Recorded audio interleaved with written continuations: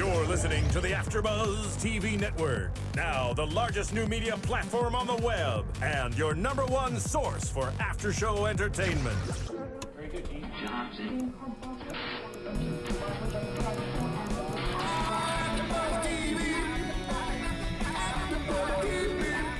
From the AFTERBUZZ Studios in Los Angeles, California, presented by Maria Menounos and streaming live thanks to Akamai Technologies, this is AFTERBUZZ TV's Murder in the First After Show.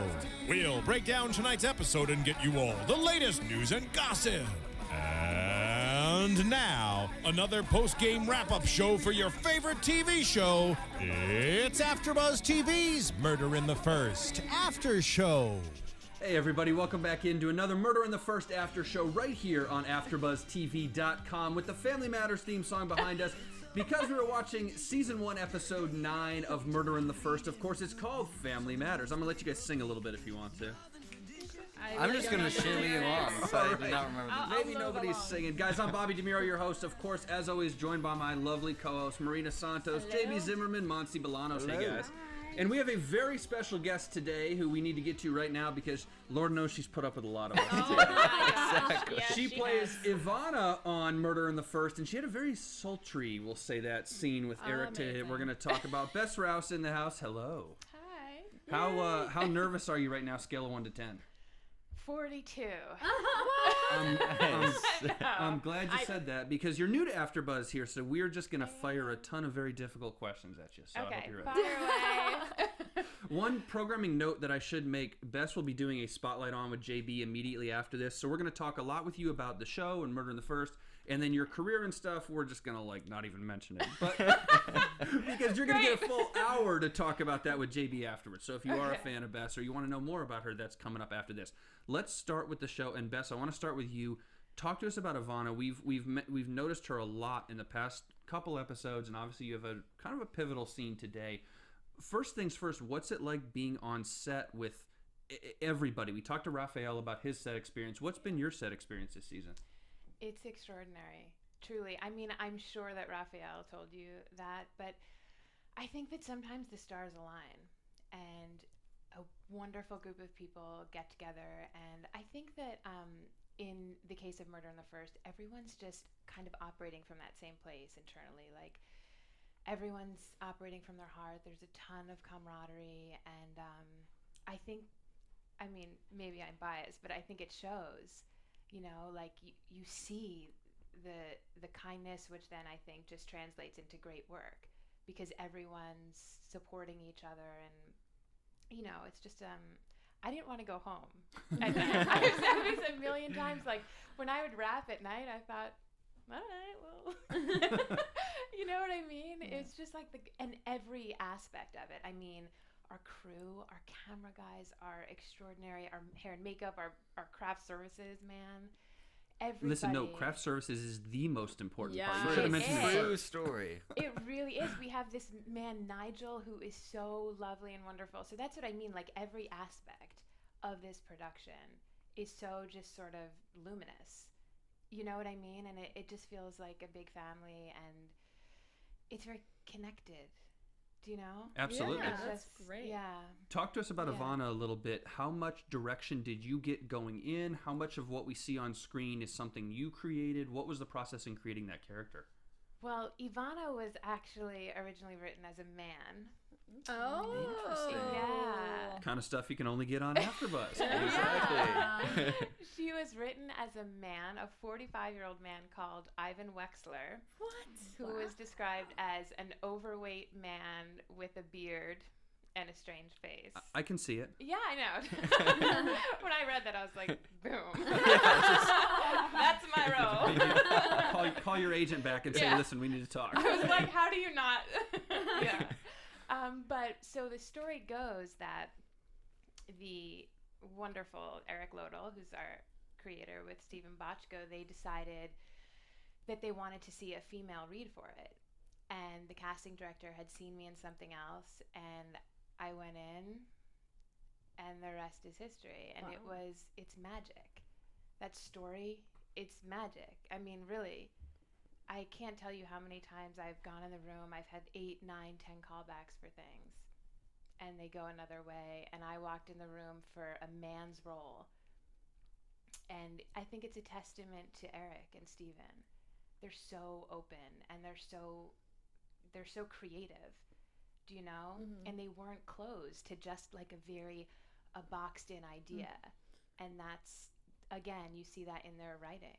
Well, you deserved the part. Yeah. You're perfect for the part, and you did such a good job. You're super intimidating. Yeah, how did you prepare for that? Because we've been around you. I've been around you for over an hour and a half of that, and you are the sweetest person. And you were very dark, very kind of cray cray in the show. How did you? Is that like the type of role you usually go for, or did you do anything specific? Did you do anything different to get into that character? Well, I did.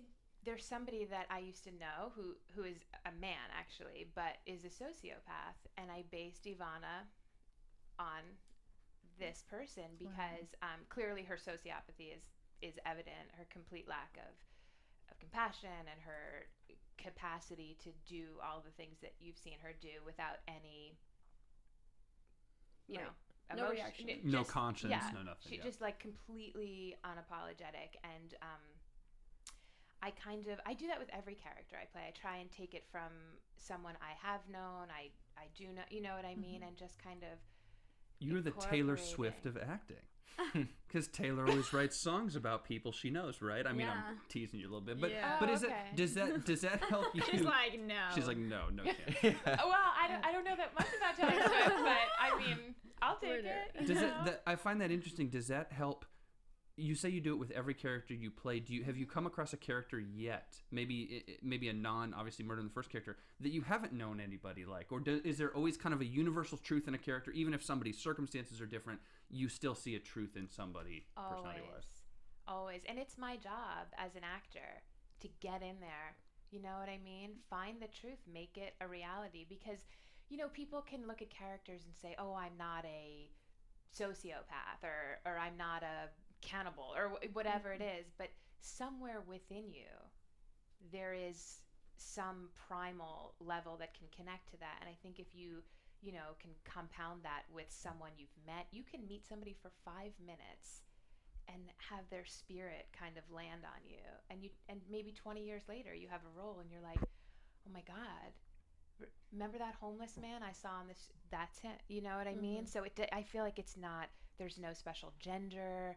It doesn't, it's like, that's why I think we have to be awake as actors, very present in our moments and our day-to-day life, because jewels are everywhere, you know? I love that, living in the moment. Yeah, I love that. Great message. Well, yeah, no, I read somewhere that for this show specifically, when they started filming, they hadn't written out the whole season. So is that something that affected how you took to the character? Were there certain things that you had to basically make up for your own character's backstory, as opposed, I assume it's obviously a collaboration with the creators as well, but was there sort of a back and forth developing the character before Ivana became who she was?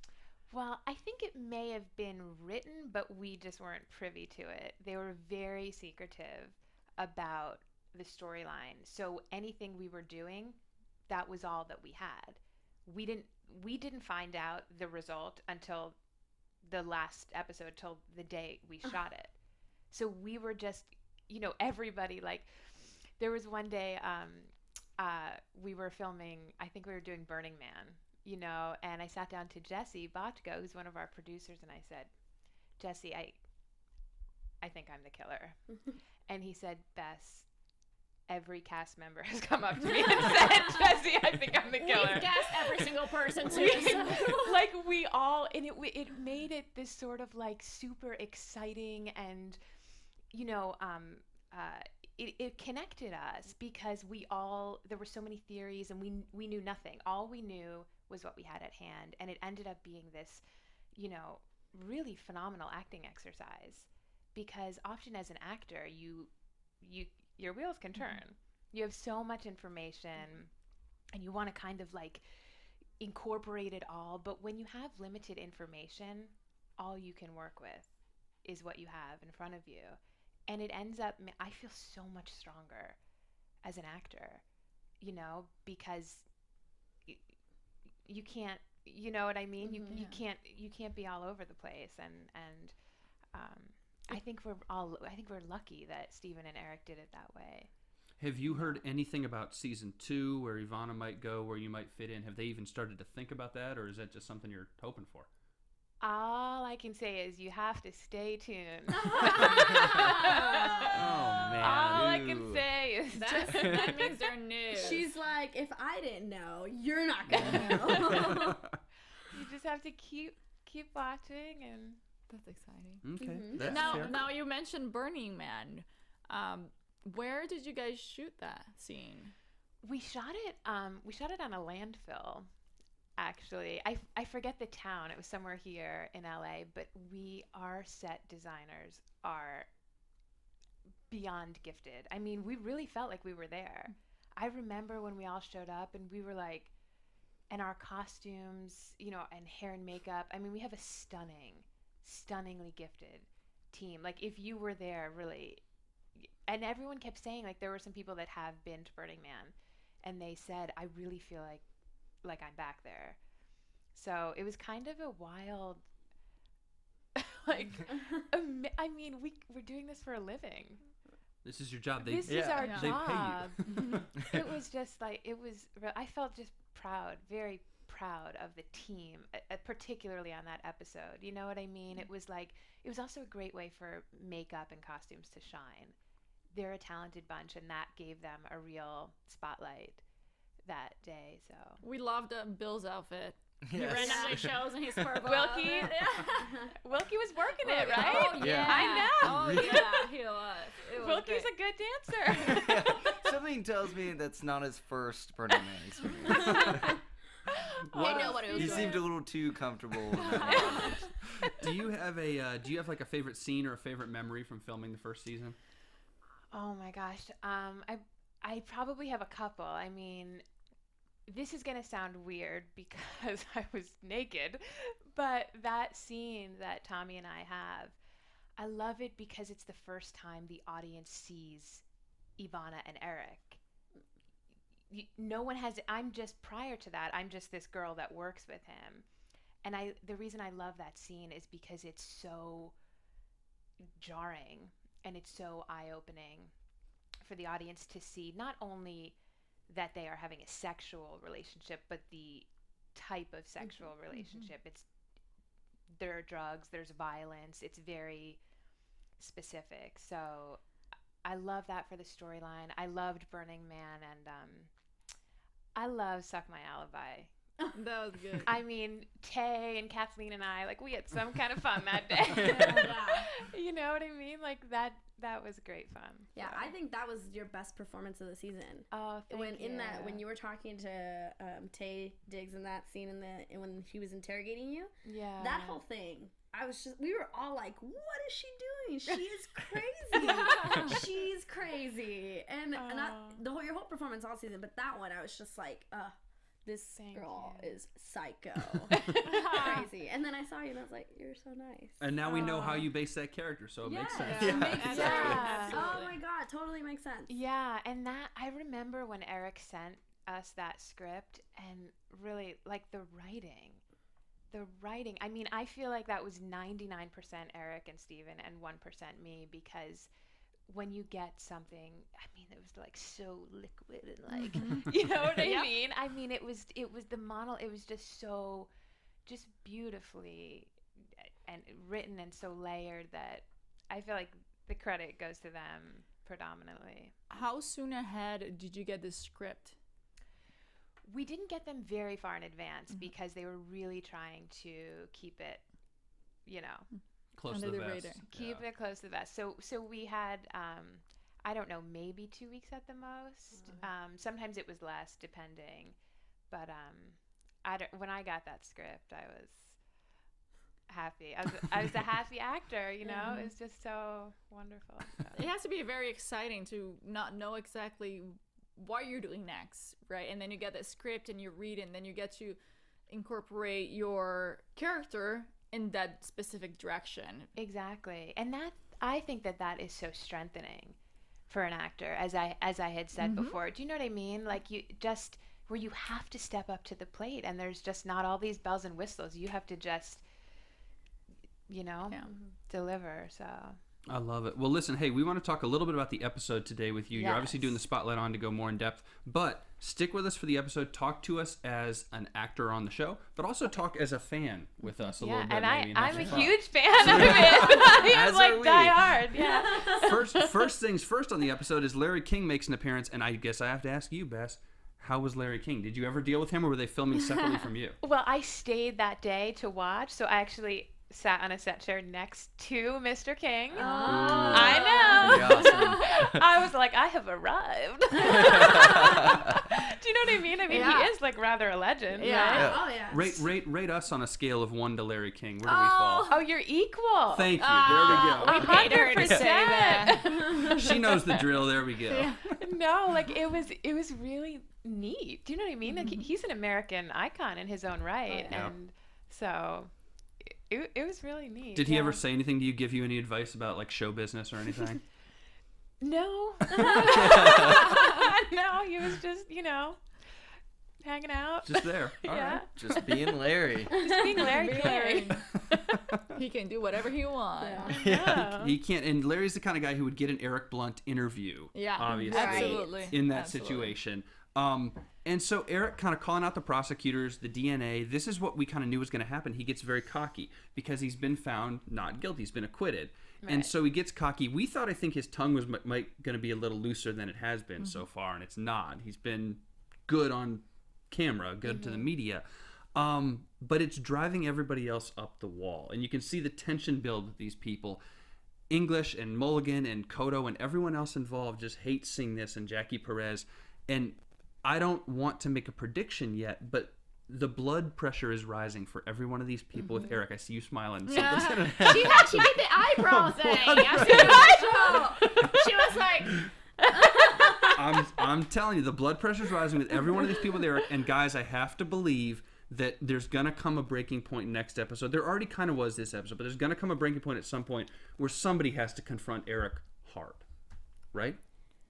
And I feel Taye is pushing in that direction, right? Showing up at his house and confronting him.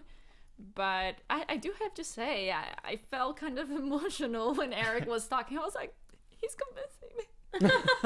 Not really, but I was like, he's like we talked before. He has the two faces, right? He's the crazy, aggressive, and then he has the emotional side where he's really convincing. He knows how to talk depending on who he's talking to. That's what it is. Well, that's more sociopathy. This is another sociopath we're looking at, maybe slightly differently than what Ivana is, but it's the same idea. So absolutely, sociopaths connect, and Ivana and Eric have. True. They have, for sure. So, there's something there. One of my favorite scenes, because we'll talk about Eric a bunch in this episode, but one of my favorite scenes is Hildy walking in on Cotto and Jackie kissing, and the elevator opening, and she kind of freezes and just gives a side eye. It's a closed door thing or whatever. Awkward, but I will criticize Hildy for one thing, because after she sees this later on in the episode, she says to Cotto, permission to speak freely. He's like, you don't need my permission. She didn't speak freely.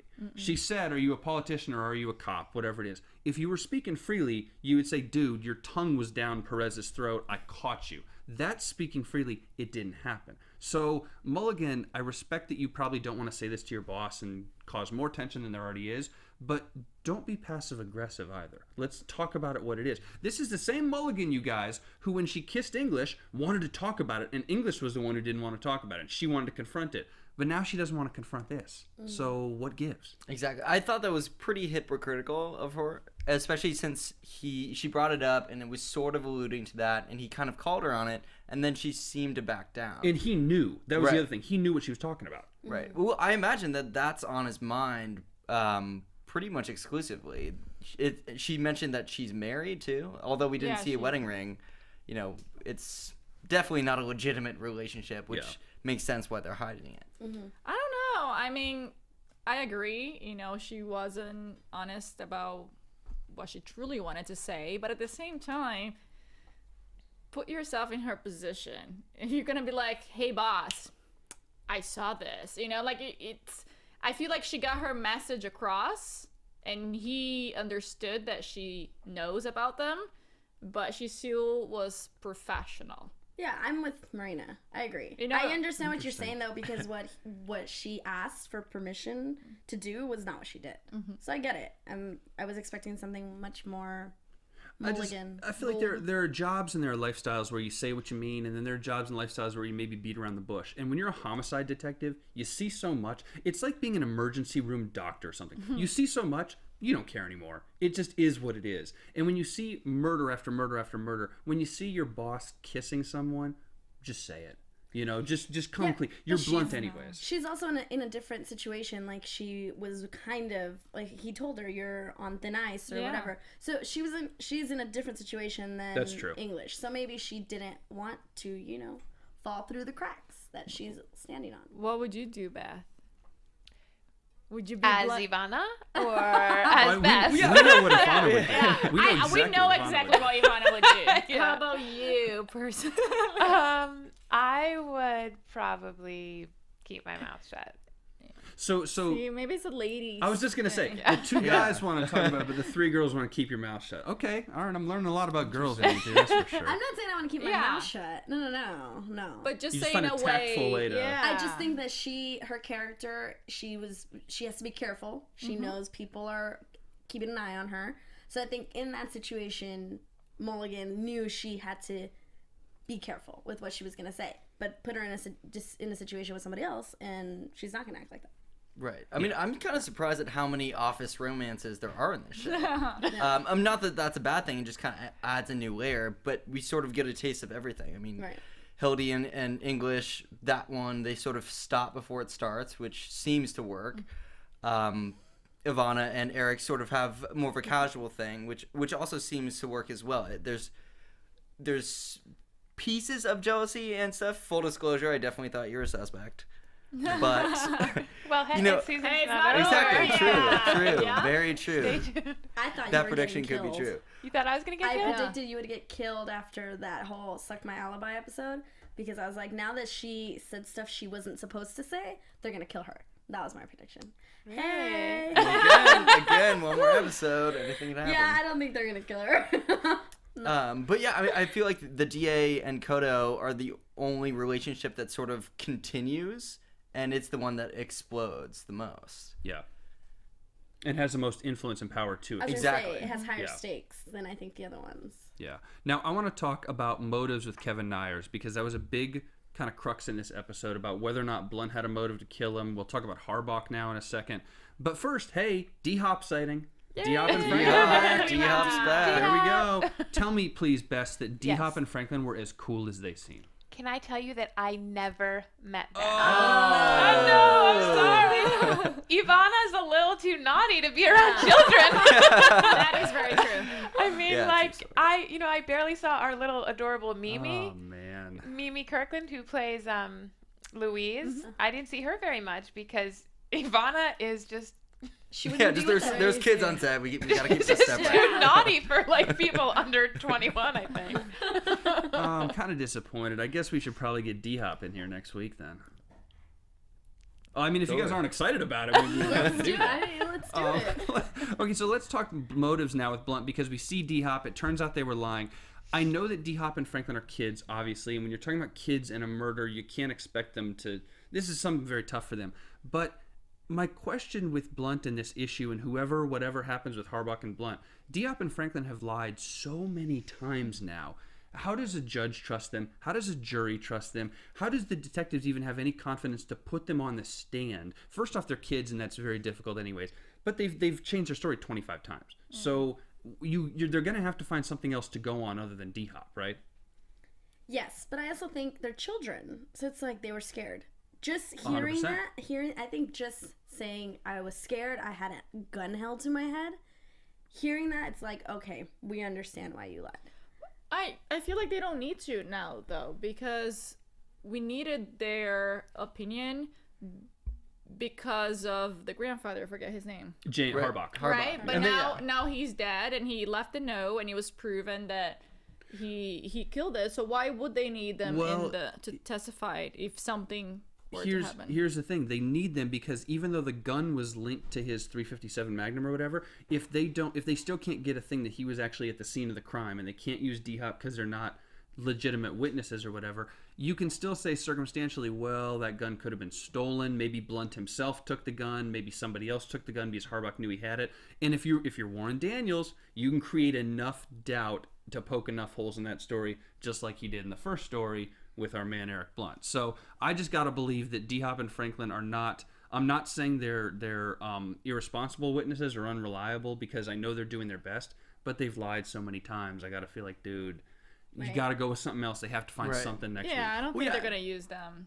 And I think they proved their purpose already. I mean, they verbally confirmed that was the guy that they saw, and it's more to fuel Hildy and Terry's sort of vigilante run at Eric. Vigilante is a great word for that. It's a good word. Because it definitely is. Yeah. Let's talk a little bit about Harbach now, because a touching scene for me was how much English was affected by seeing Harbach dying. And seeing Harbach going through cancer because his wife had gone through cancer. And an interesting... When we first saw the first couple episodes, Bess, I think JB was talking about this, but the first episode or two, we were not huge fans of the show. No, of the show, not of you. I was like, of Ivana? of the show generally. We were not huge fans. It moved kind of slowly. It got in kind of weird. We were really unsure the first couple weeks. And then it really hit its stride, and we love it.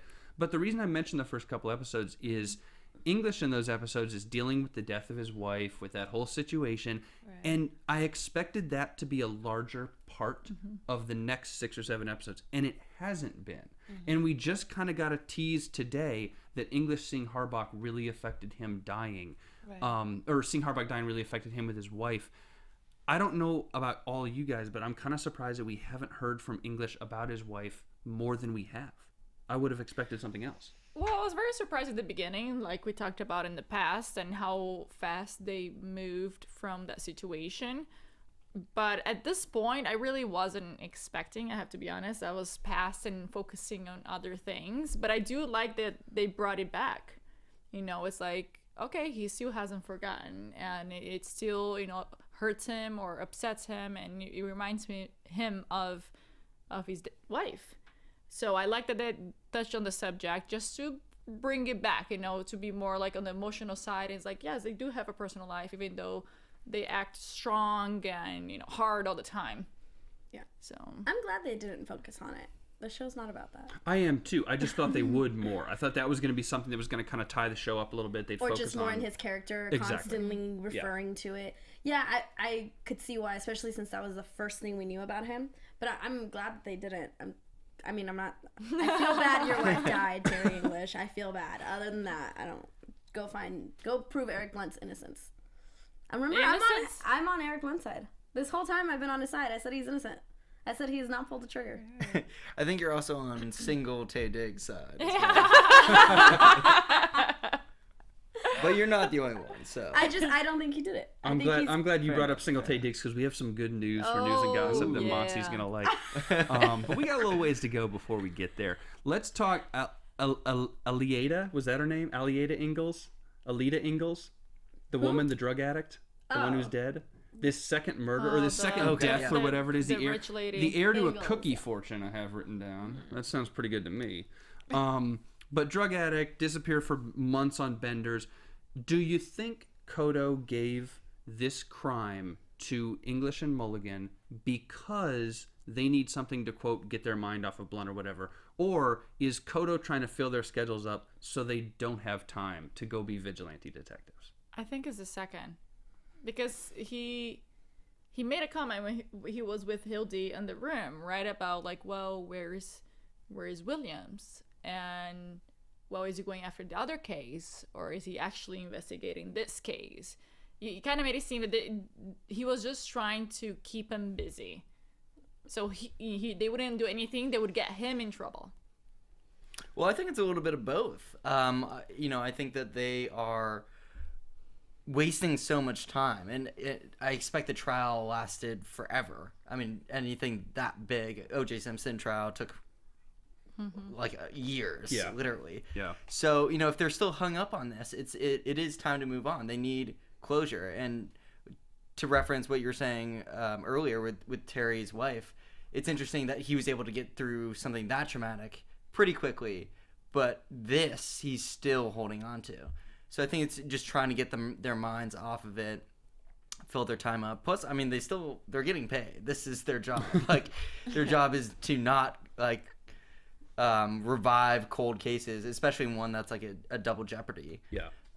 So I think it's a little bit of both of him trying to move things along and turn it onto a good note. You said one interesting thing about English there, though, that actually made me think, because he moved on. It seems like he moved on from his wife relatively smoothly, and yeah, he had that weird kind of girlfriend scene with that girl on the boat. Of course, there's been some hiccups, but for somebody whose wife is dying, he handled it, I think, better than we all expected. Mm-hmm. The Blunt thing, he has not been able to move on from, and I can't help but wonder if he was so helpless with his wife dying. And we got in a big debate about this on a show before, about how guys are helpers or just whatever. I know we've talked about this once. We did. But somebody like English would want to help that situation, and he's helpless for his wife. She's going to die no matter what he does. He can't cure cancer in the next month. She's dead. The Blunt thing, he is not helpless. This is in his wheelhouse. He can go do this. And I can't help but wonder if this is English consciously or subconsciously saying to himself, I couldn't help my wife. I feel guilty about what she went through, but I can change this, and I will do all I can to change this, as a weird way to, like, make up for it. Maybe. Not to get too deep into his psyche. No, I think it's a very good point. I think, like you said, he couldn't do anything about his wife. And she was at home. Even at the hospital, they're like, we can't do anything. Mm-hmm. Now, for this, he has an opportunity. He can just, let it go. But he knows in his heart that there's more to the story than people are saying and what they know. And I think he wants to get to the bottom of it and prove, the bad people will get caught. And I think in his heart, he truly believes it's Eric. And we'll see. According to Monse, no. Right. But... Stop, Monse. Don't shake your head. Well, I think there's also an aspect of winning and losing. Eric rubbed it in their face afterwards, and so that I think is really eating up at him. Like, not only the whole justice system, but knowing that they were right and they basically lost, proving it. Yeah. Like, it's much more of a competition thing than just if the jury had decided and they're just like, well, I guess, it isn't true. They could maybe move on from that, but knowing specifically that he got away with it and, like, having committed the crime makes it a lot worse. He really rubbed it in their face. Well, that's the thing, and not for nothing, there is a competition aspect, and we've seen this twice in the last couple episodes, and the first one is Eric going to English right in his face and saying, I killed that dumb bitch. That's straight up competition, one-on-one, man-to-man. And then number 2 is Bess. You going straight up to Eric, competition, one-on-one, not man-to-man, but, person to person. And it's you going right up in his face, and it's whether it's just this, sociopathic tendency or something else that drives competition either in Silicon Valley or for the murder. It's this idea of, like, two predators fighting each other. Well, did you notice in the Larry King, Mr. King, in that interview, Eric very clearly stated that he steered the ship and he never left it. He never mentioned Ivana's name. He never gave her credit. He never even recognized her when essentially Ivana saved his life. Oh, yeah. Yeah. You still bitter about that?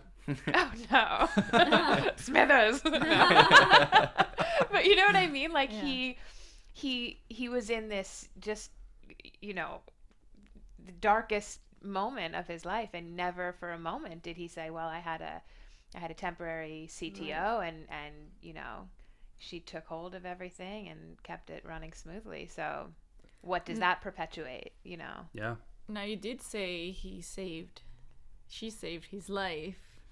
Yeah, is that something that you thought about creating Ivana? I mean, having a romantic relationship with Eric, but it not leading anywhere. I mean, is that something? I did. I mean, I crafted personal circumstances as Ivana, like what my sexual and romantic feelings were towards Eric Blunt and what what my desires were short term, what my desires were long term. I created that all for myself. So every day that I went into work, even if I didn't, as we discussed, we had limited information, I crafted my story. Do you know what I mean? Yeah. So I was Absolutely. always able to incorporate what my pull.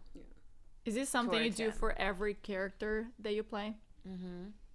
But you always have to be kind of open, because you can get a script that then maybe defies that, which is also exciting, because then you go home and you're like, okay, great, like let me rework the construction. So it's beauty all around, I think.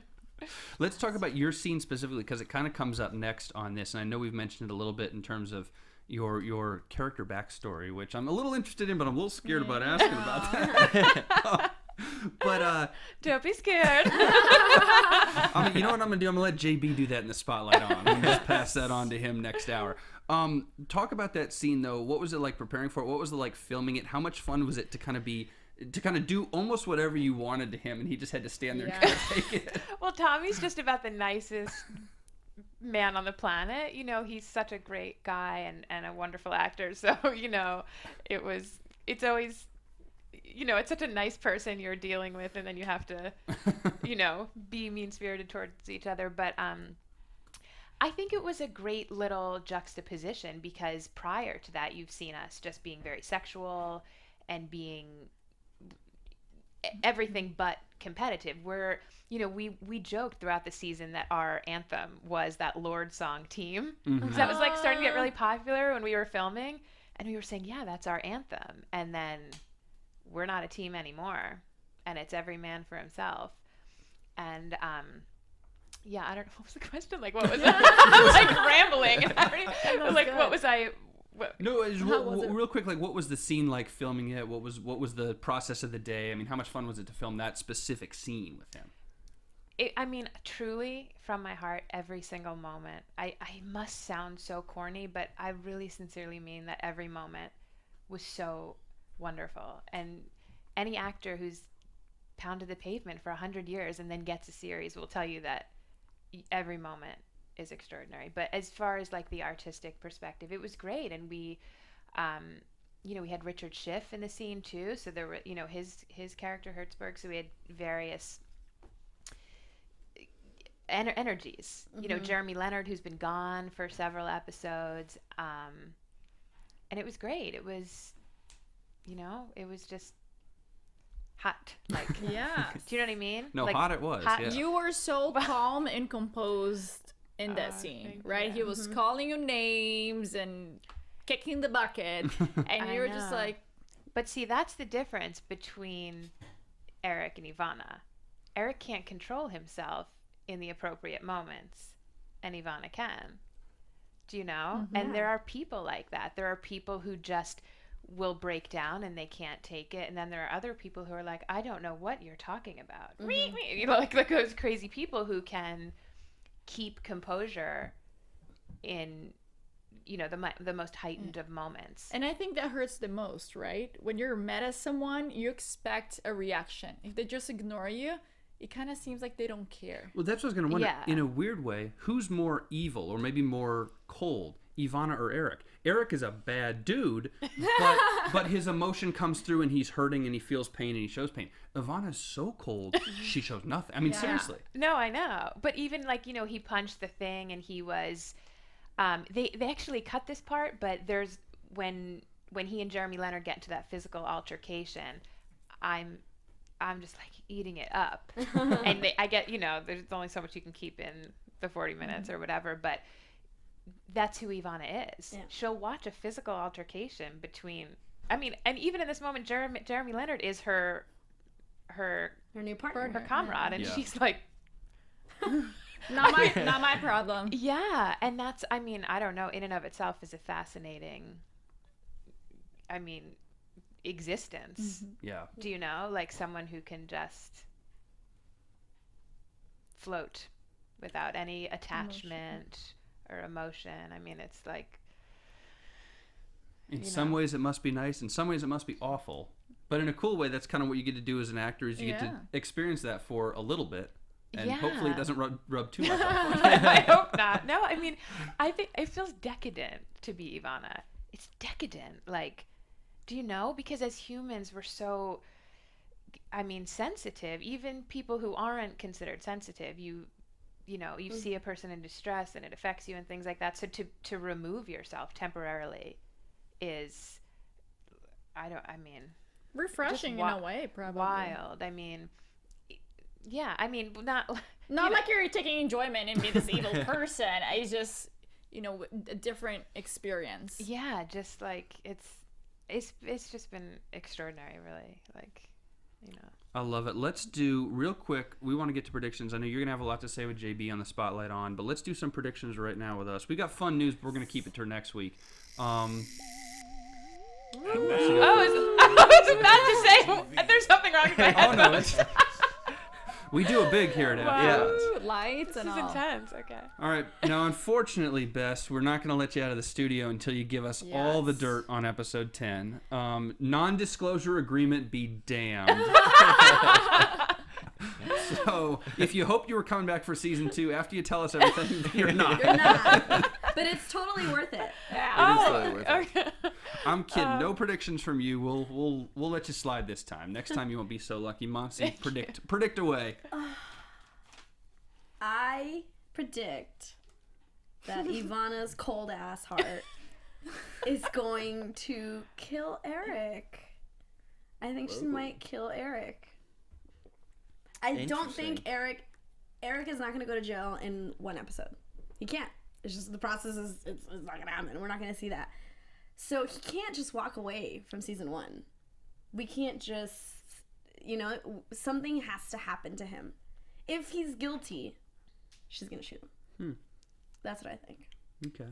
JB? I'm going to go back to my guy, Bill. That's Bill. how I'm going to do it. I think Bill is going to link up with Terry, and they're going to set up a sting for Eric. Wait, Bill and Terry, Detective English Terry? Yeah.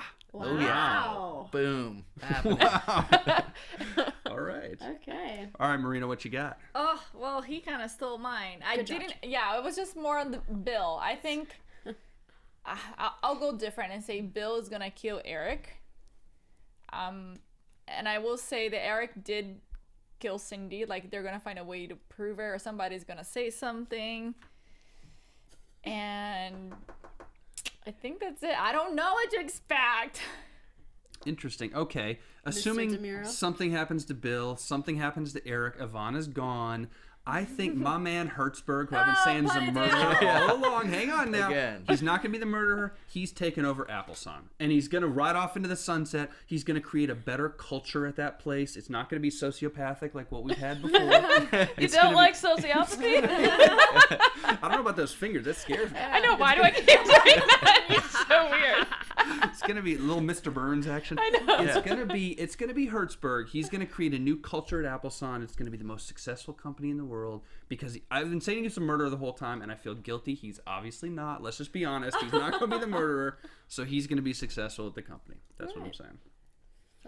I'm telling you. We'll All right, see, guys. We'll see. Social media time. Social media shout-outs. Bess, I understand you don't do Twitter or Instagram or any of that stuff. I've never been on social networking in my life. You are luckier than we are. We are a slave to our phones, so good for you. Well, I thank you because I'm sure you're twittering about Murder in the First, and I know that It's everyone's tweeting, very not great. twittering.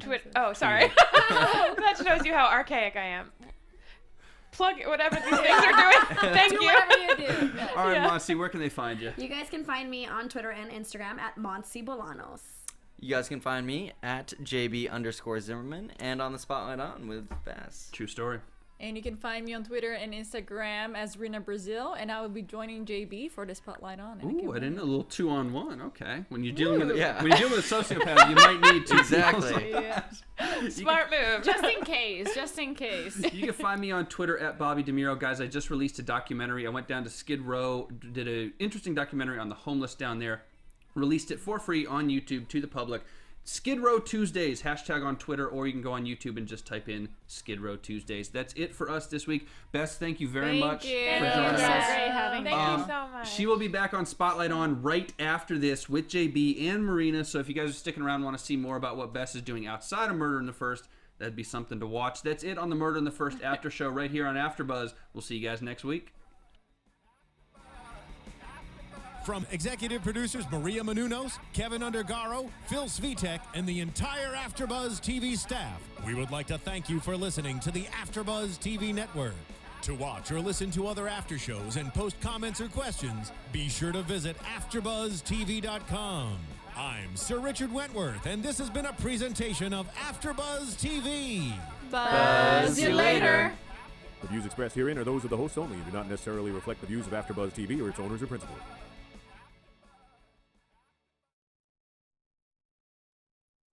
Thank you for watching AfterBuzz TV on YouTube. For more of your favorite after shows and interviews, subscribe to our channel here, and be sure to share your opinion on the episode in the comment section below here. We'd love to see what you guys are buzzing about. Thanks again. Buzz you later.